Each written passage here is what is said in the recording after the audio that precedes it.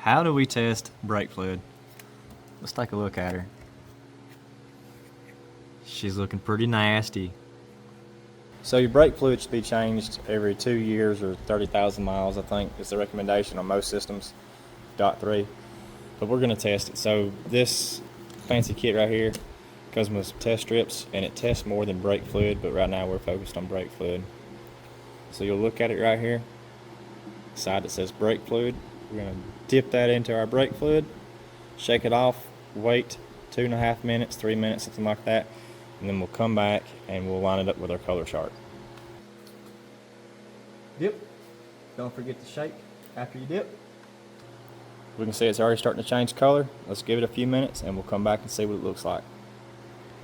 Alright, so it's been a few minutes. It's starting to thunder outside.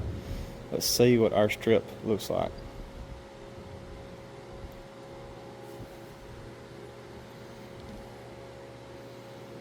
So as you can see right there, I don't know how well the camera's picking it up, but it's actually a little bit darker than the 200. It's more towards the 300 side. This measures copper, so your brake fluid needs to be replaced if you get this. Now also keep in mind, brake fluid absorbs moisture over time. That's the reason you need to change it every 2 years. Anyways, hope you guys found this helpful. If you did, let me know. If you didn't, let me know. And yeah, if you're needing to flush your brake fluid, check out the linked video, and good luck.